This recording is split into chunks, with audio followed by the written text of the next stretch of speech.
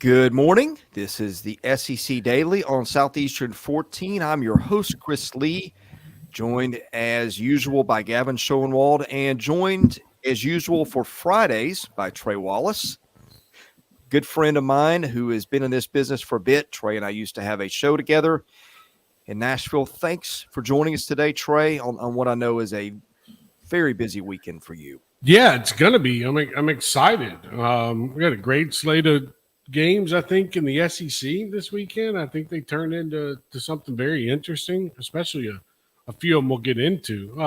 But it's one of those weekends where, even outside the SEC, there's really good college football, I think, that's going to be played. And, hopefully the conference delivers tomorrow, which I have a feeling we've probably seen an upset or two. Are you going to be at home watching everything tomorrow, or are you going to be somewhere? So I decided to stay home tomorrow because I've got to go to Boulder next week to cover USC in Colorado. So knocking out two birds with one stone on that one with Caleb Williams and the whole Dion thing. So hopefully they keep it close with Oregon this weekend, but that's not why we're here on this show. So, so staying home. Yeah, you have a great, as someone who's been to that area dozens of times, you will have a blast. But let's talk a little south of here in Tuscaloosa. Huge game with Ole Miss tomorrow. How much pressure is on Alabama and Nick Saban heading into this one? I think, I think the pressure is from within. I don't know how much attention. Look, so Alabama players, I think, and coaching staff have paid attention to what Lane Kiffin has said about the defensive coordinator situation this week. It's hard to run from that. Every time you turn on social media, we're seeing something like that. We're seeing a preview to the game. Is Nick Saban past his time, or is this it for Nick Saban, this season or next season, and so on. I think that, everybody wants to put the pressure on Alabama and Jalen Milroe. I think the real pressure is on Lane Kiffin. Ole Miss has not won in Tuscaloosa since 2015. You got a better quarterback situation right now with the Rebels. I think you got a pretty the separation at running back is interesting, but I think running back situation would go to probably Ole Miss in this situation right now. What's the defense and offense? So really getting to it, Lane Kiffin's been poking the bear since Sunday. And guys, this, I don't know if I ever remember a head coach coming out and saying something along the lines of, well, this guy we don't think is actually running the defense anymore. We think it's somebody else. Like that. And you have to remember, Pete Golding and Kiffin, they've got friends on that Alabama staff. So they knew that would ruffle some feathers. And so that was a direct shot. So getting back to it, I think, there's pressure on Alabama on Saturday to get this quarterback situation right after what happened last weekend in the Texas game. But Nick Saban has hitched his anchor to Jalen Milroe, and we're going to see if they can keep it above water, or we're going to see if they're going to get dragged down. It's going to make for an interesting game tomorrow. And I want to go ahead, Gavin. I'll let you get one. I just wanted to expand on what Trey was saying. I feel like for Kiffin, and we said this a little bit yesterday, Chris, if not now, when? He's got the better quarterback. He's probably got the better tailback, as you said. I think Alabama's offensive line is as poor as we've seen in a long time. I just think that Alabama is so vulnerable, and they're limping into this game. And you tell me you give Alabama back-to-back home losses, you're going to have people calling saying that not that they're going to be a bad program, but that this dynasty that we've all known and seen over basically the past decade is finally coming to a close. And Lane Kiffin has a chance to kind of bury that knife. This is going to be an interesting one, fellas. I can't wait. That's what stands out to me is the Alabama situation where, you drop a game to Texas. You come out and you play bad against USF. But they've probably been more consistent if they had Jalen Milroe. But as Nick Saban said this week, he promised Buckner and Ty Simpson an opportunity to play in the game. He kept his word. He gave them an opportunity. They didn't do anything to stand out. So you go back to Milroe, which I think was always the plan. I don't think Milroe probably took it well. He even admitted that. But then, if there was a game where you had to give Buckner and Simpson a chance, it was at USF. Now, it didn't go as well as they thought. And there were times where if USF had a decent quarterback, a better quarterback, maybe they win that game, as crazy as that sounds. But we get back to it now with this week.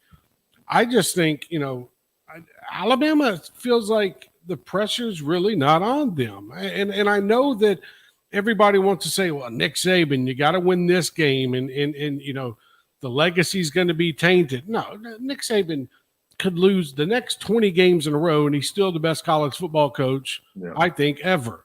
So we get down to it, it's what can Lane Kiffin do to take advantage of this? And if he doesn't, there's going to be some frustrated folks in Oxford.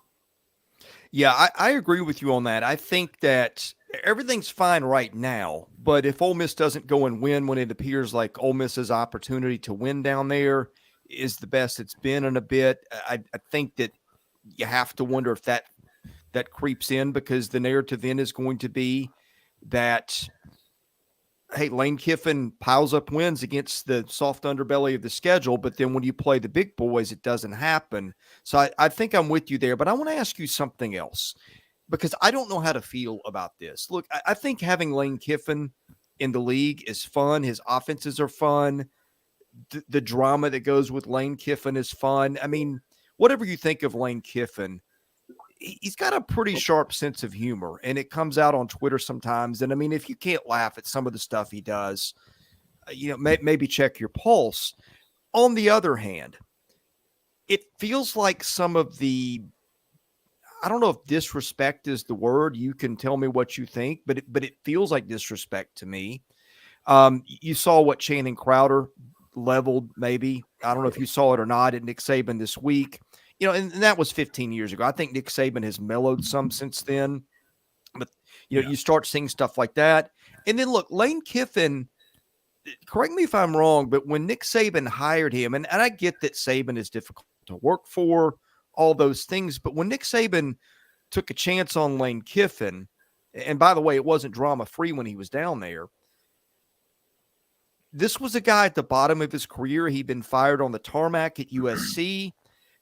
To me, put all the fun and games aside, I feel like Nick Saban deserves a little more respect than he's getting from Lane Kiffin than having him kick multiple hornets' nests with the Taylor Swift comment, with the Kevin Steele comment. I don't know, that felt a little wrong to me. Lane Kiffin knows how to poke the bear, and it's not just Nick Saban. It's the folks inside the building under Nick Saban as well. I think that is where, gets his rocks off. He gets excited about it, get on social media. But that's Lane Kiffin. Like, we have seen this from Kiffin for years now. Nothing's changed. I give him credit. Like, he might have changed his outside life, and I've documented this before in stories on how he's, changed how he goes about everyday life. But when it comes to social media, he's still witty. He's like, I told this to somebody yesterday.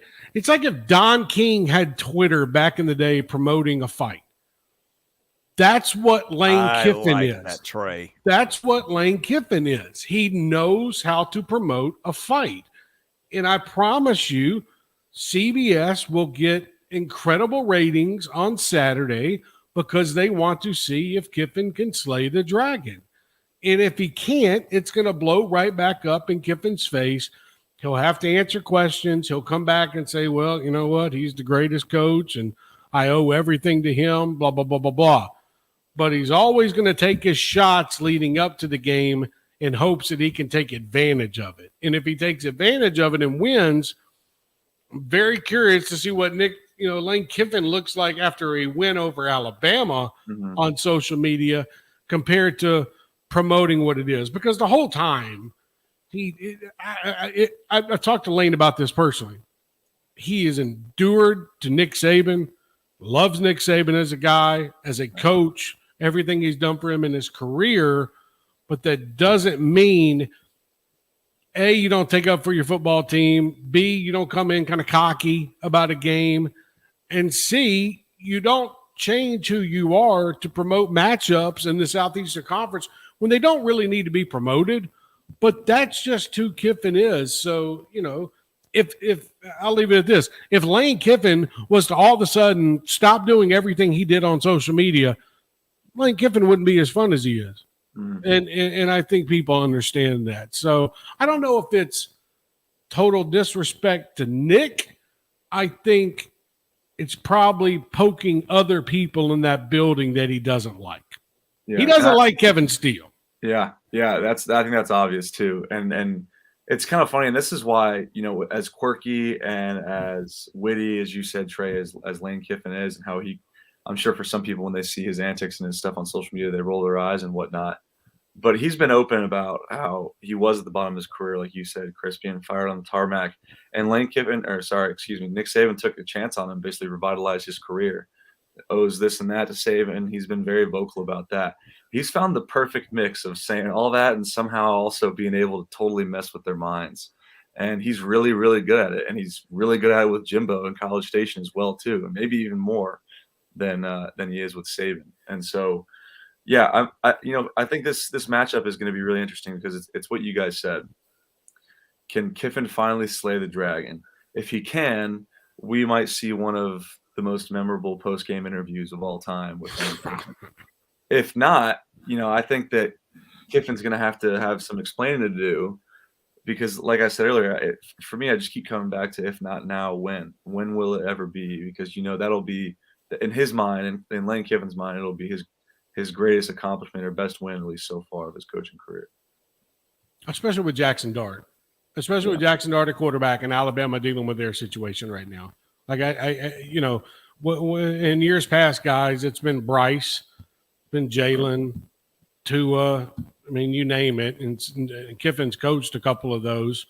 But as we've seen in years past, there's pretty much been beatdowns. Like last year was okay, but in years past we've seen. So it's all about, and also I kind of end it with this. After everything that happened in the offseason with Kiffin in Auburn, Lane needs some more goodwill in Oxford, and beating Alabama, I think, is the signature win that he's been looking for ever since he arrived in Oxford.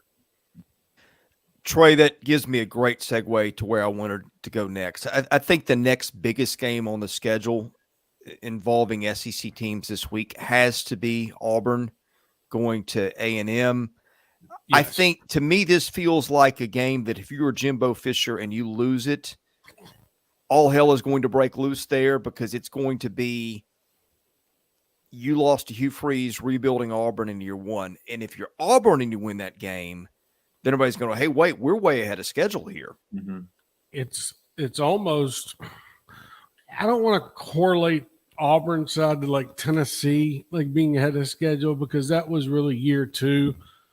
Year one, Josh Heupel got it going on after they lost to Florida and they beat Missouri, blah, blah, blah, won 8-9 games. But the most pressure, I think, of the whole weekend in all of college football, the most pressure is on Jimbo Fisher. Because if Peyton Thorne and Auburn, and I know what other games are going on, but I'm talking about coaches that are dealing with a situation that could end up bad, even though it could be profitable, could end up bad for Jimbo. If Peyton Thorne and Hugh Freeze roll into College Station at 11 o'clock kickoff time, and Peyton's able to throw for 4 touchdowns, and Jarquez Hunter is available to run the football in A&M, and Connor Weigman can't get anything going for the Aggies, and I don't really trust the A&M defense, at the moment. Chris, like this could be where Hugh Freeze, his first season in the conference, puts a dagger into Jimbo. Because if you lose that Auburn game, okay, now you got to get ready for Arkansas, who by then I would hope Rocket Sanders is ready to play football for Arkansas, coming off that BYU loss, and fans are agitated in Fayetteville, but that's another story. So I just feel right now, that this is a must win is a hard word to say in regards to this game, but you don't want to let Hugh Freeze come in and embarrass you on offense. And I think that's the biggest thing too. And don't let Hugh Freeze get up early. If they get up 10 to 14 points early, I don't know if I trust Texas A&M to stick with it for 4 quarters with that defense. So that game's massive for a lot of different reasons, guys. Yeah. And to me, the key to the game, because you talked about there being pressure on Jimbo and A&M. The thing is, too, I think they know it. Yeah. And so going into the game, if Auburn does find a way to get up early and you can have A&M turn the ball, like that's what happened in Miami. Started turning the ball over when they started getting behind. You kind of see they already kind of knew it, and it was kind of already a fractured structure, and they basically just started falling apart. If that can happen, if Auburn can find a way to get up 7-0, 10-0 early in this game, you're going to see maybe a little desperation on that sideline, whether it's frustration with, was it Petrino, is it Jimbo, is it Wegman showing some emotion, is Evan Stewart getting a little, frustrated, whatever it may be. That's the key to the game for me. Can Auburn force a turnover too early in this game and find a way to get an early lead and kind of let A&M implode on themselves a little bit? Let's be honest, A&M's the way more talented team. They're the way more talented team. The fact is, can they just put it together? That's the question. Can they put it together? And once they do, I mean, they have more talent than as anybody in the country, to be honest with you. They just aren't playing like it. I mean, that's my team right now, Chris. That's my team right now. Like, if they put it together, Texas A&M could take advantage of an interesting SEC West this year because they have the talent. Like Gavin said, the offensive line, defensive line, quarterback, running back, like they've got the talent to cause problems in the West, but you got to get through an Auburn team that's going to come out and throw the kitchen sink at you. If you do and you win by 20 points or 14, whatever, okay, you're set. You get ready to play the Razorbacks. You lose that game, that Arkansas one a week later is pivotal for Jimbo. Trey, you've seen fan bases sort of hit the panic button in a number of places so far because that's what we do in the SEC, and I think some of them are justified.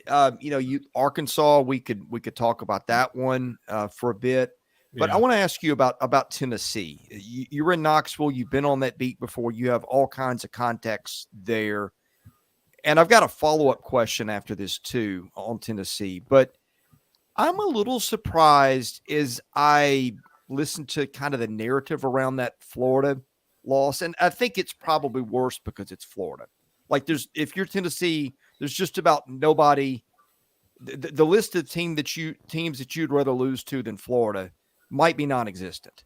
So I get that there's an emotional part of it there. They'd rather lose to UTSA this weekend than Florida. Yes. But I think that I'm a little surprised.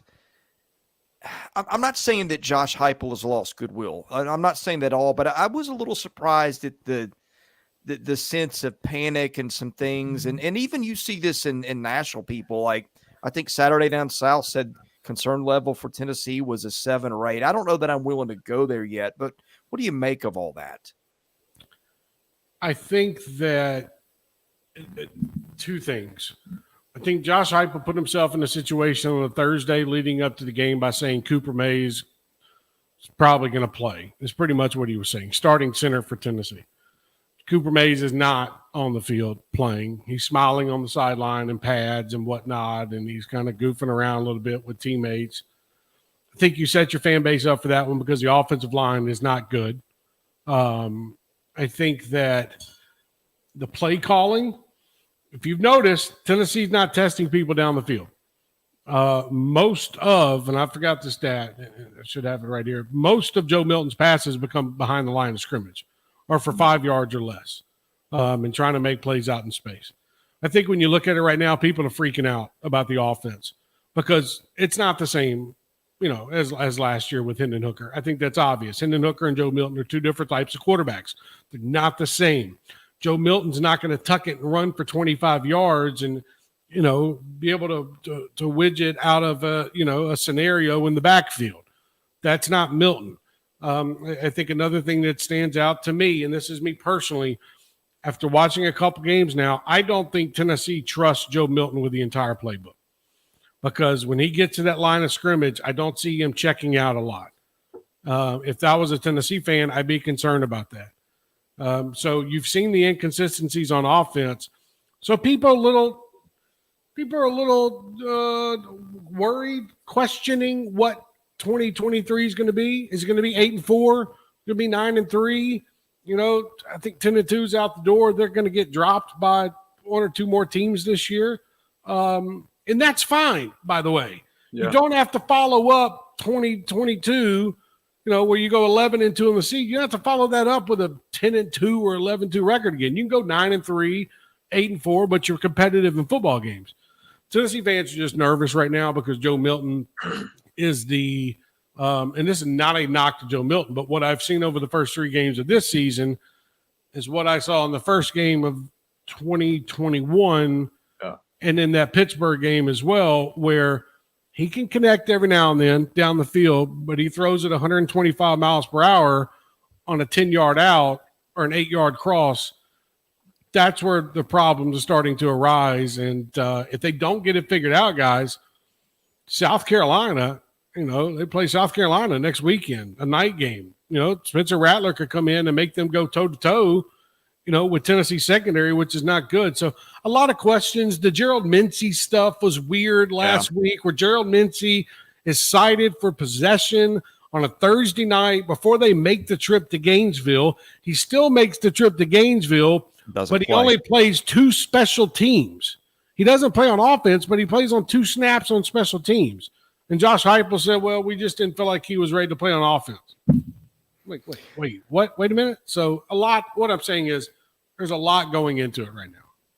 Yeah, I'll get in one more here, then I'll give Gavin a couple. And I know you need to go in about 8 or 9 minutes here, Trey. But here's the thing. I think this is where I stand on Josh Heupel. I think he has done an incredible job. I think incredible is overused in our profession. I think what he's done is literally incredible. Because you know how bad a shape, you know as much as anybody how bad a shape that program was in when he took over.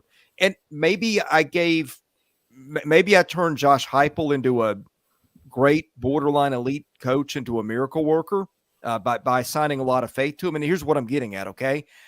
I look at their offense and I thought, okay, they're going to take a step down because I don't think Joe Milton is Hendon Hooker.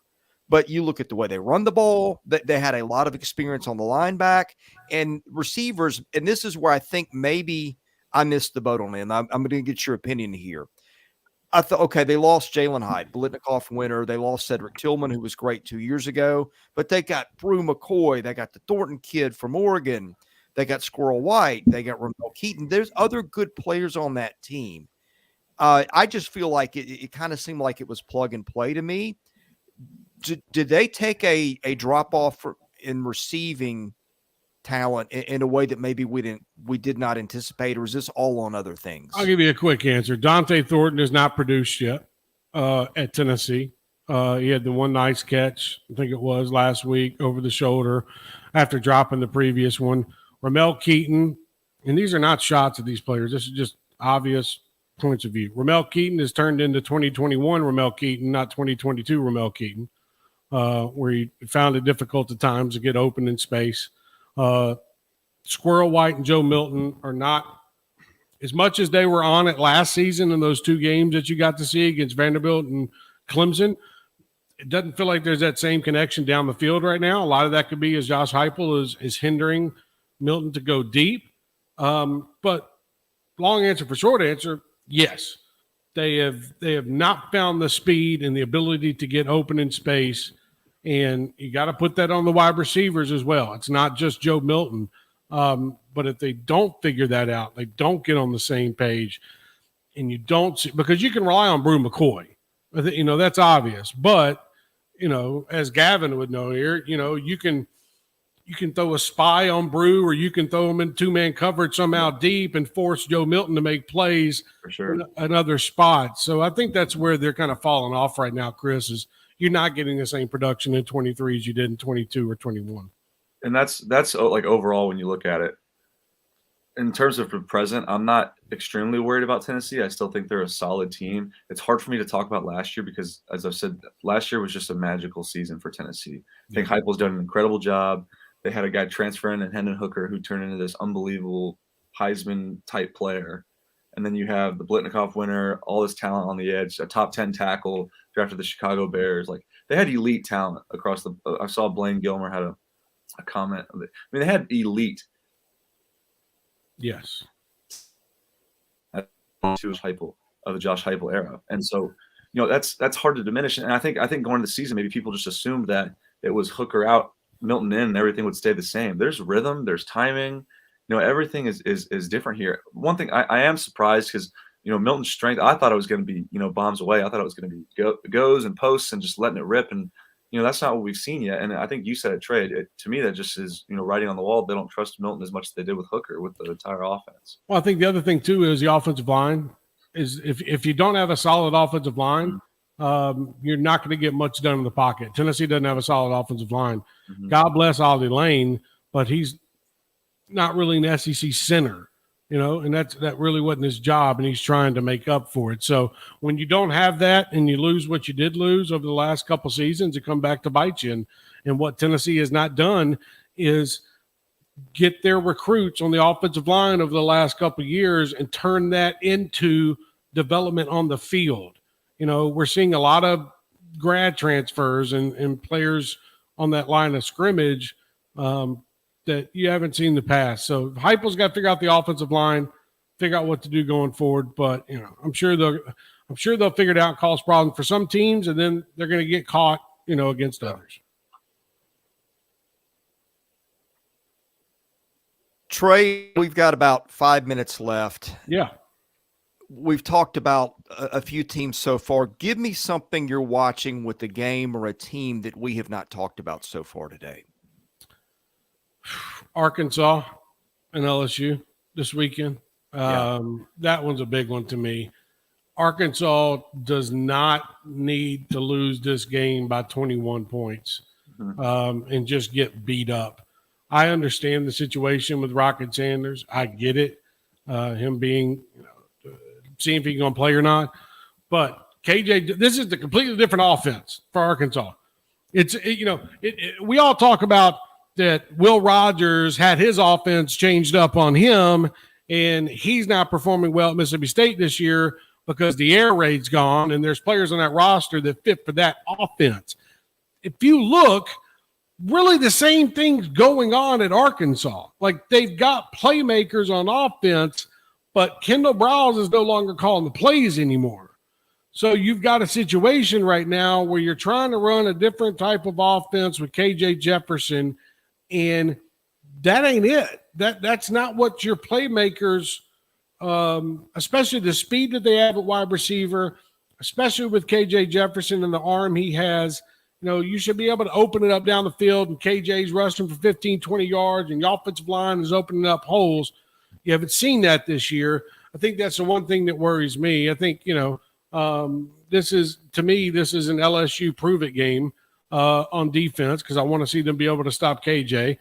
It was open season on Will Rogers last week in Starkville because of the offense they're running. So I don't take much away from LSU's win over Mississippi State.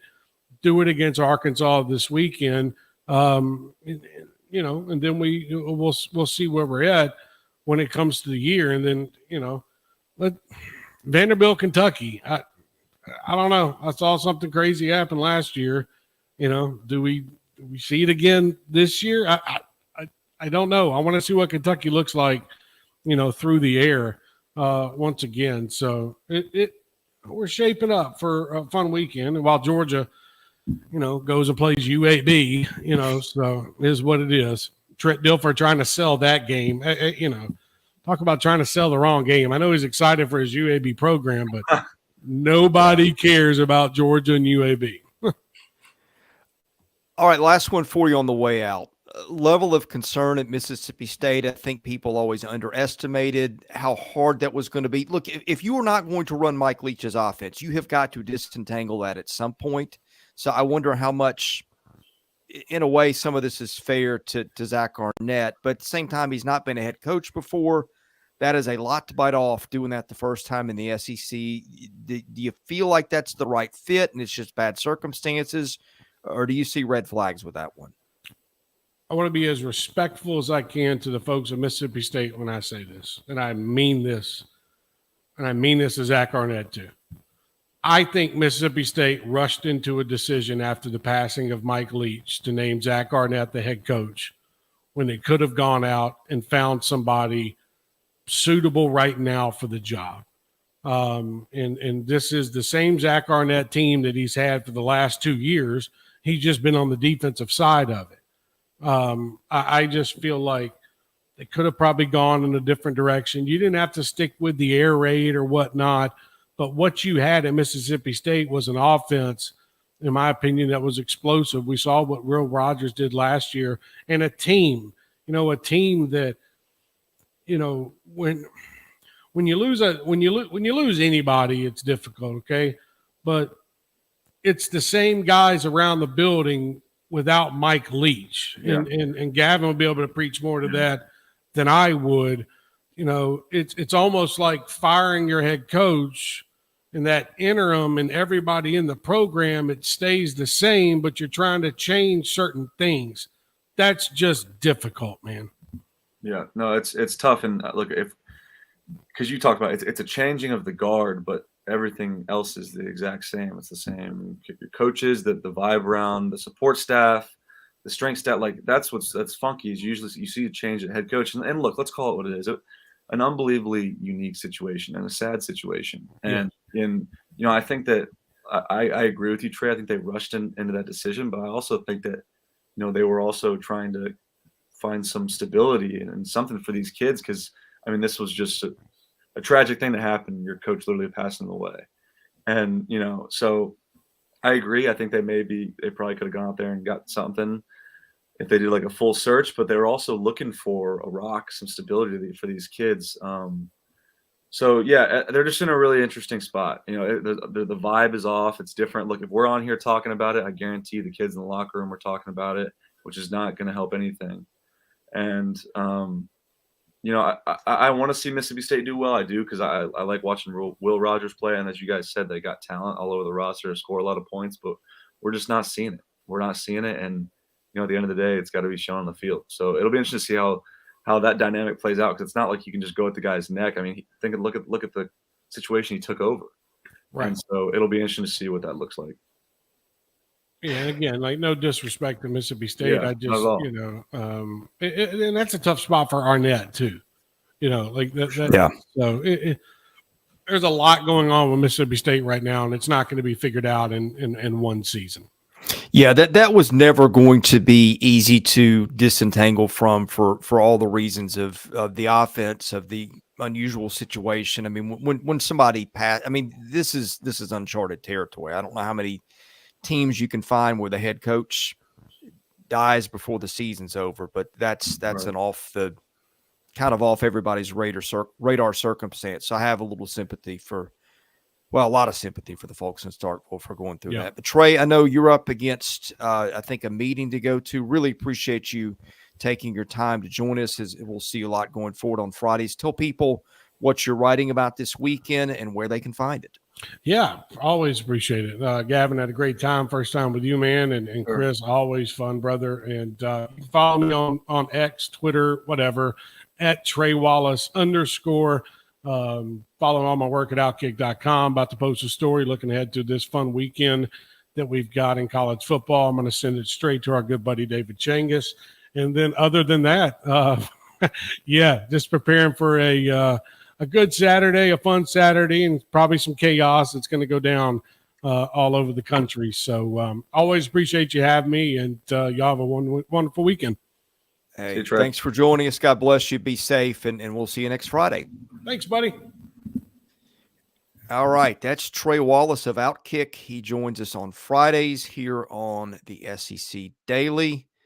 Before we move on to thoughts, and we've got some other games this weekend we haven't talked about, Gavin. I think we'll hit all of them, although we probably can't afford to spend more than a minute or two on a lot of these. We'll probably skip over the ones we've already discussed. But before we do that, a shout out to our sponsor, CHOMPS.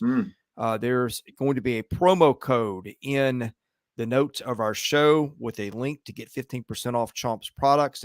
And let me tell you what, I've gotten CHOMPS products the last couple of weeks, and one thing is consistent. They do not stay around my house. They are healthy. They are free of sugar. They taste great. They give you a protein boost. They steer clear of all kinds of allergens, and you can go check their product out, all the nutritional information. But here's the bottom line, guys. They are good for you, and they taste great.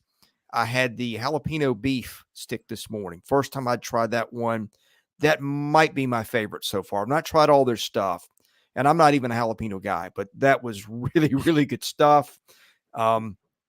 Every time I grab CHOMPS, my dog is in my face to get a little handout too. It's just really good stuff. So help out the folks who help our show and enjoy a good product while you're at it. So in any case, Gavin, I'm going to do some back end stuff to change our display here while I get a chance. Okay, But go for it. thoughts on stuff Trey said. No, I think it was super insightful. And I think he provided a lot of, especially with the Arnett thing, because I think that was something that we all kind of thought and felt. It's also just a little bit different to, a little uncomfortable to bring to the table because that's just a reality. It's a sad situation, over there in Starkville. I think he's trying to do the best he can too. But as we've seen, they were trying to do some damage control and save some recruits as well. And look, I'm not saying that he can't go and be successful at Mississippi State. It's just a rocky start to the season, and understandably so. I mean, the former head coach passed away. Like let's kind of give him a little bit of cut him some slack here, to be honest with you. But we'll see. Let's finish out the rest of the year, see how they look at next year before you really make some long-term decisions about Zach Arnett. All right, I'm going to go through all the games that we've not discussed so far. If you're late in joining us, Trey Wallace just left us. We had him on for about 32 minutes. We talked a lot about Alabama, Ole Miss. We got into Auburn, A&M a little bit. We got into Tennessee. So here's what we've not done so far. We've not talked Kentucky and Vandy, a game, of course, that you played in a year ago. I'm going to be very interested to see a couple things. I'm going to see how Vanderbilt contains Ray Davis and what'll be a revenge game. I don't know if that's how everybody's going to see it. I don't think there's bad blood between Ray Davis and Vanderbilt, but certainly he will be motivated to play hard tomorrow in front of the crowd that pulled for him for 2 years. I'm very interested to see how Vanderbilt calls the game defensively. I just think they haven't been very good there so far. And I'm also interested, I think if Vanderbilt's got a shot, it's going to be, and I know that I think people have been fixated on the bad start for Vanderbilt, and I don't think that's unfair, but I think what you're missing if you've not seen them, they've got a quarterback in A.J. Swan and several really good receivers in Jaden McGowan in the slot, London Humphreys, who's a sprint champion, Tennessee high school sprint champion, and Will Shepard, who's one of the best red zone targets in the country. Yeah. Vanderbilt's going to have to generate some big plays tomorrow, and if you're Kentucky, I think you just want to control the clock, hit Ray Davis, hit him here, there, and then spring a big play because they've got some receivers. So that's first off in the morning. That's an 11 o'clock Central kickoff along with A&M and Auburn that, again, we've discussed already. But quick thoughts on that one, Gavin. Yeah, well, I think first things first is you're right. And there's not bad blood between Ray and Vandy. Certainly not Ray and the players in the locker room at Vanderbilt. We left on good terms. Ray's a good dude and will be a friend for life for myself and a lot of guys in the previous team. At the same time, I could see that game getting a little chippy. I could, especially because of what happened last year, the connections with Ray. Obviously, he's a great player at Kentucky now. Stoops definitely doesn't want to lose back to back, to Coach Lee and Vanderbilt. And so I could see it getting chippy and a little interesting and early. And so we'll see. I think for Vandy, it's about creating big plays, and then it's also about stopping big plays. And when I say that, I mean Ray Davis and Barryon Brown. All right, chronologically, as we go down the schedule, you've got those two games at 11. You've got Ole Miss and Alabama at 2:30 on CBS. These times all Central. We talked about that one. We touched on Tennessee and UTSA at 3. Arkansas and LSU. We talked about that one a little bit, but I wanted to go into that one just a little bit more. LSU certainly looked like a team last week that is ready to be elite. And at the same time, Arkansas gets a disappointing loss to BYU. Again, you look at the box score, looks like a game that Arkansas could have won but didn't. I think the Rocket Sanders thing here is big, but they've also got KJ Jefferson, and he's good enough to carry them to a pretty big performance just on his own. Oh no, for sure. And that's the thing with Arkansas is, I think they like Sam Pittman. I'm not sure if they love him. Take that next night we've talked about over and over. And then for LSU, we saw bits and pieces of basically a completely different team than what we saw against Florida State week 1 last week against Mississippi State. So for me, I'm interested to see, is that the LSU that we're going to see this year? Is that the LSU that we're going to see this year? Is that going to be the same team that we're going to see on Saturday against Arkansas, or are they going to revert back to what we saw against Florida State on opening night? And so interested for that. KJ Jefferson's a game breaker, and when you use the word game breaker, he can literally win the game by himself. If he has a big game, he can totally steal a game. It's kind of like you hear about goaltenders in hockey stealing games in the playoffs. Like KJ Jefferson is good enough to do that. And I'm interested to see what's his level of play like. What's Jaden Daniels' level of play like? He was terrific last week on the road. Can he carry it over now to the home stadium? I'm really intrigued. I'm really intrigued to watch this game. I'm really intrigued as well to see how Arkansas flows on the sideline with Sam Pittman throughout the roller coaster of the game, man. It'll be fun. All right, Charlotte and Florida, that game on the SEC Network Plus, 6 Central. Florida in the neighborhood of a 30-point favorite. I think Florida, the recipe for Florida is probably just control the game running the ball and maybe try to spring a few more plays with Graham Mertz, because Graham Mertz has been, I don't know if game manager is the right word, but when you're having discussions of SEC quarterbacks who scare you, he's not been there, but the way that Florida ran the ball against Tennessee, they've got 2 really good backs in Etienne and Johnson.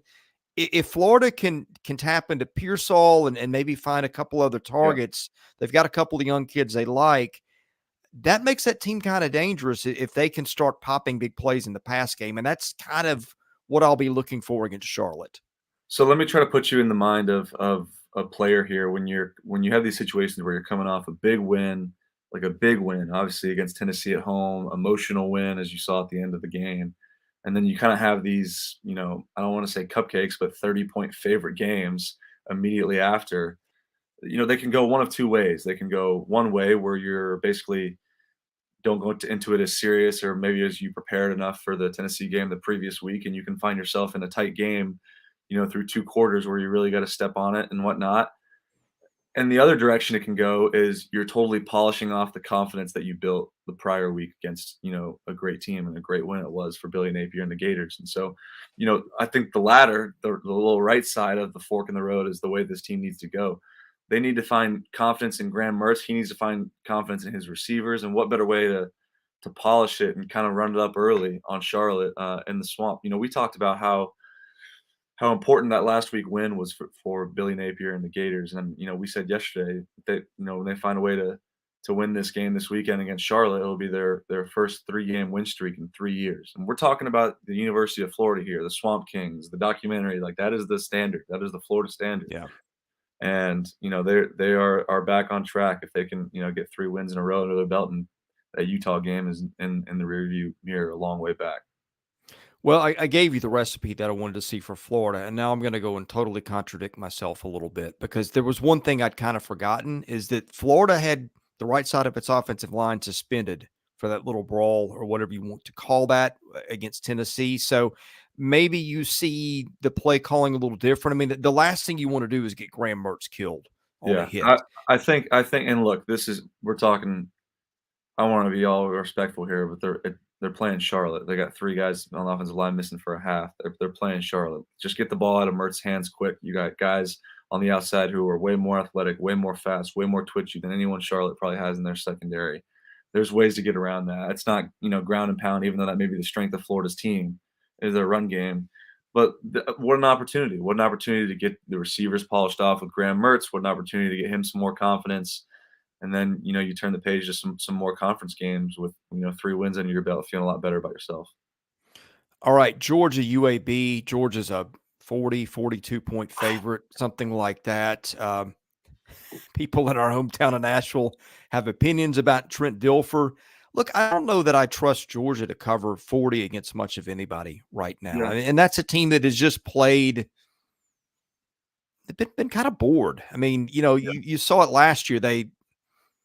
I'm not gonna say they're in a dogfight with Kent State, but that game is one that, like, if a punt return or a bad snap goes the wrong way, Kent State could have been ahead in that game in the fourth quarter. It was close, and then they get in the national title game and just send TCU into orbit.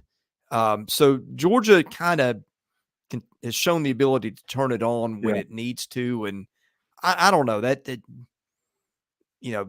It doesn't seem like 63-0's in the cards for tomorrow. I mean, it could be, but Georgia's had a tendency to play down to its opponents for long stretches in games like these. Yeah, that's a great way to say it, Chris. Is they've kind of played down to the level of their competition. They either rise to the occasion or kind of it's exactly kind of what I said earlier about Florida. They've kind of found a way to, whether they're not preparing as much or getting up, energy for the games or whatever it may be, but. And let's call it what it is. Georgia's the back-to-back champions. They are still the most talented team in the country by far, but they haven't looked nearly as good or as polished or, as I've seen them in the past. They've had me scratching my head a little bit. They've had the talent there. They got a guy who's playing quarterback now. He's unproven in games, but he's had years to learn, the offense and how they run things and how Kirby Smart wants his quarterback to function. You said it. I don't think this game is going to be 63-0, but I think for Kirby and Georgia, I think you really want it to be because you want to get back on track, feeling good about yourselves, and because that's what Georgia should do. Georgia's a 42-point favorite against BYU. They should win by 60. They should win by 50, and they need to get back. They need to get back to playing their brand of football because they're winning games. That South Carolina game last week, they were down at half. We all saw, I believe, that Kirby Smart halftime speech when it was on social media. If any of you guys saw it, it was awesome. And he was calm for being a fiery guy and number one team in the country down at home at halftime. He was pretty calm and encouraging guys. And I think that team's taken on the personality of Kirby Smart, man. I remember when so when you're getting recruited in high school and you go to all these camps, right? So you go to Alabama, Georgia, Clemson, Ole Miss, Tennessee, Vandy. I would just go to all these camps and you would work out for these coaches.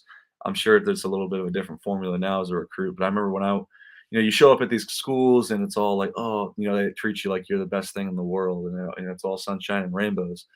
And when we went to Georgia, we sat there and this girl was on the mic and she was like, "Now we're really excited to introduce you guys. So glad you guys are here. Introduce you to our head coach, Kirby Smart."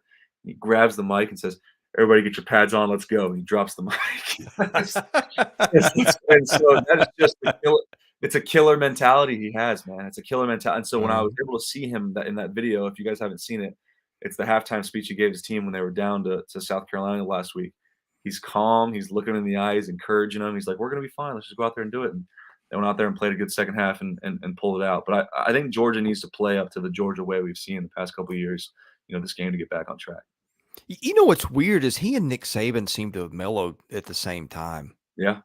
Yeah. I don't know if that's coincidence or what, but I think it's so easy as a coordinator to be, I think there's a word, you talk about emotional, like you think of an emotional player, you think of someone who usually is getting flags after the play, talking crap during the games, right? Look, those we call them emotional players. To me, there's a difference between emotion and passion. And I think that as a coordinator, you can have a lot of emotion because your responsibilities aren't as big because that's just defers to the head coach. So as a coordinator, we've seen those funny clips of Muschamp at Texas and LSU and him going crazy and having the veins pop out of his forehead. When you become a head coach, you take on a little bit more of a burden of responsibility and you have to transfer that passion or that emotional, energy that you have now to passion, which is what you control. Can you control it a little bit more up and down? And so that's just something I've noticed as well. You said it earlier in the show about Saban mellowing out, and I think Kirby definitely still has that fire burning in his heart, no doubt. Obviously, we've seen, but I think he's matured a lot and learned as a first time head coach as well, especially at a big time school like Georgia. All right, Sam makes a comment that I think sets up nicely for our next game. That is Memphis and Missouri and St. Louis. I think, Gavin, this could be a sneakily good game. Now, I know Memphis has played a garbage schedule, but the defensive stats so far for the Tigers have been tremendous. 3.0 yards per pass play. That's unbelievable, forcing turnovers almost 4% of the time. Maybe those are empty stats because they were racked up against mediocre competition. But we kind of thought that about Missouri going into the Kansas State game. Wasn't crazy about how they closed the game with Middle Tennessee State. Wasn't crazy about their offensive performance against South Dakota. And South Dakota can't score on anybody. So defensively, we couldn't take anything away. But hidden in that a little bit was when against South Dakota, Brady Cook played really well that first half. They were pretty good offensive team. Again, take it for what it's worth. It's South Dakota. They go to Horn the second half, and they just didn't do much. And I think Brady Cook is one of the more underappreciated players in this league, maybe one of the more valuable players to his team. I think I know everybody wants that job to go to Horn, that's just not the thing to do right now. Yeah. They have run the ball a little bit better. Schrader has been very dependable. Pete is a guy that can give you a breakaway run every now and then. Luther Burden has started to come and do his own. But that's a sneaky game. Memphis has had a really solid program. I think Missouri handles its business, but it's going to have to be on top of its game in St. Louis to make sure that it does. Absolutely. And look, and for Brady Cook, he's not some, super NFL talent or anything like that, but the guy's just a gritty, hard-nosed quarterback. And I got to respect anybody who's like that, man. And especially after, what he said last week, it fired me up as a former player. If you guys saw, it said basically, he's basically confirmed that he heard all the noise that Chris just said of them kind of Missouri fans always looking for another guy when Brady Cook's been playing quarterback for him for a few seasons now. And, I believe he said something along the lines of, I love playing quarterback at the University of Missouri. I just wish other people felt like that too. Yeah. And that came off of obviously one of the biggest wins in program history against and them storming the field, 61-yard kick, all that stuff. And so, I think the kid's got a little bit of a chip on his shoulder. He's got a little bit of an edge. And as a team, you see your quarterback playing that way, it gives you confidence. It gives you confidence. You can play a little loose, play fearless. And there's obviously, there's a reason that Cook keeps taking snaps is because he's the team's guy. And when I said a team's guy, the players believe in him. Not necessarily about the coaches and whatnot, but I think for this game overall, the key for Missouri is can they keep capitalizing on the big plays between Cook and Burden? We've seen Luther Burden absolutely blow past defensive backs. We've seen him take swing passes from the backfield and take it to the house. He's an absolutely explosive player. They got to find a way to get him touches the same way. If you guys were watching last night, with Thursday Night Football, the same way that San Francisco finds a way to get Deebo Samuel touches, it's the same way that Missouri needs to do with Luther Burden. He's that good and that much of a game breaker. Same kind of, adjective I used about KJ Jefferson earlier today. But yeah, I agree. I think it's a sneaky game. It's in St. Louis, neutral site game in the middle of the year, which you don't see a lot except for, like the Red River rivalry and maybe, the game at Jerry's World between A&M and Arkansas. These kind of mid-year neutral site games usually happen at the beginning of the year. So I don't want to call it a trap game, but I think that Missouri's definitely going to be on their stuff to pull this one out. I want to take a quick detour on social media for a minute before we talk Mississippi State and South Carolina to end the show today. Were you a Twitter guy in college? Were you checking it a lot? It just seems to me like that is one of those things that, especially after you've lost a big game and maybe even after you've won a big game, your head can get filled with a lot of stuff. But it just seems to me like the downside of being on Twitter as a player is a lot greater than the upside. And look, you even saw it. You saw, I think Sam Pittman, correct me if I thought I saw that he had deleted his Twitter this week. Nick Howell, Vanderbilt's defensive coordinator, did the same thing. I don't know if there's like a pause button, but you're seeing it get to coaches. I'm not a huge Twitter guy. You will see me on there sometimes on Saturdays for short bursts, and then you might not see me for a week or two. And that's not accidental. I just think social media can be so toxic for anybody and everybody, even if you're mentally strong. But I'm just interested on your take on social media and how you handled that when you were playing a year ago. Well, I think, as a player, it can be totally toxic because all it is, Twitter all Twitter is, or X or whatever it's called now. I apologize if I'm misspeaking about whatever it is. It's a group message with everybody in the world. That's what Yeah. Twitter is. It's a group message with every single person in the world. And so, and as human beings, especially performers and high level athletes, like you're absolutely concerned with, how people, your whole life you've been judged on how well you can run and catch a ball and throw a ball and block. And so, I think especially early in your career, you are, especially like for I think speak for others as well, freshman, maybe sophomore year, you're looking at it after games and seeing just what like the morale is of the fan base and stuff like that. And as you mature and get older, you kind of realize, that everyone has an opinion and everyone thinks they have all the right answers, but really all that matters is what we're saying inside of our building.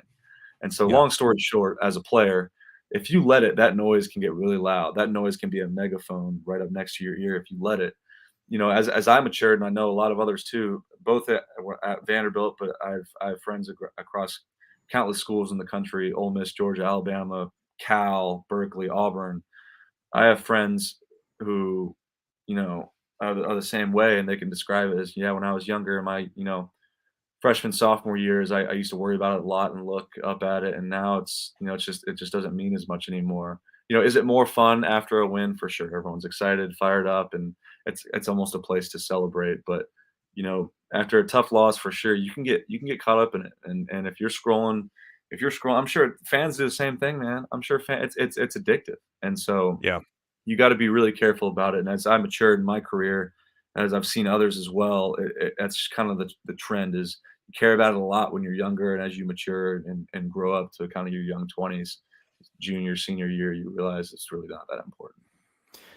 All right, last game to talk about: Mississippi State and South Carolina. Both teams really need this one. Carolina maybe needs it a little bit more because it's 1-2 at this point against a really tough schedule. That game 6:30 on the SEC network.